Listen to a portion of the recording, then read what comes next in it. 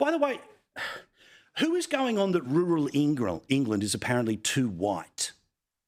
Yeah, well, this is absolute comedy gold. So what is racist today, Paul? Knitting, is that racist? Flour arranging, putting milk in your tea with the bag still in the cup. What is racist? Well, let me tell you, it is the countryside, right? And I don't know if it's the sheep or the cows that are far right. Obviously, they're apparently causing global warming, which is in itself a conservative problem. So there's been a crazy woke report from the University of Leicester's Centre for Hate Studies.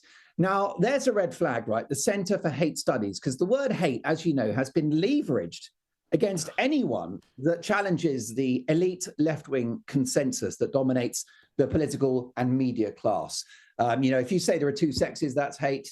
Borders are there for a reason, that's hate. Well, Western history is complex but largely positive, that's hate too. But now the latest thing that they've trained their eyes on is the countryside, right? Rural racism. Now, I'm very confused because I spend a lot of time in the countryside here in Britain, Paul, and I don't remember checkpoints for people of colour. And I don't remember racist sheep and racist cows. What this is just another report. And the issue we've got in Britain is that we're paying for this rubbish because it's the University of Leicester. So it's all subsidized by the taxpayer to make British people hate themselves. Academics said that ethnic minority communities face challenges in the countryside because rural England is overwhelmingly white. This creates feelings of discomfort. Now, wait a minute. If you're a person of color, if you're uncomfortable around white people, is that not in itself the very definition of racism? Make it make sense. Yeah. Look, perhaps I'm just trying to think as a person who, has been lucky enough to go through the countryside of the UK. Maybe it's the fact that, we know that walls are racist and Hadrian's Wall, it's not as big as it used to be. It still exists in a big part. Maybe that's it. Maybe that's the 1+1. What about this bloke, very obviously caught on television, for some reason, despite the fact he's the CEO of a company, yanking the hat of the professional tennis player off the kid who clearly deserved. What a proverbial, rhymes with ick. What's he saying, apart from, oops? Sorry seems to be the hardest word. Basically, this guy knows that he's in trouble. There was an earlier post in which, crazily, he tried to dig in and defend his position. I mean, he's basically stolen this souvenir cap from a small child. He's literally taken the metaphorical candy from a kid.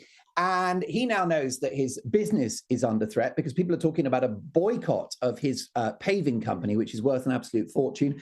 His marriage is under pressure. His wife is furious. So he has apologized. He's given the cap back to the kid. The kid himself has also met the tennis player involved. And, obviously it was a bit of a shock for the poor boy. And they've done the right thing by apologize and give him souvenirs, all the rest of it. But what a bully. What a thug. I will say, though, that this guy has probably paid a high enough price now. He's been judged by the court of public opinion. There are some people, Paul, on social media who are saying, don't use his paving company. And there's also been death threats. And I think, can we please get this in perspective? He's an oaf, he's a fool, he's an ignoramus, but, he's not broken any laws. Let the guy apologize. Can we please move on? What I will say, Paul, he's lost this one game, set and match. Oh, ding, ding, ding, ding, ding. More of that on the Mark Dolan Show on YouTube. We'll see you very soon, mate. I appreciate it. How good is that bloke? We'll talk to him again from the UK very soon.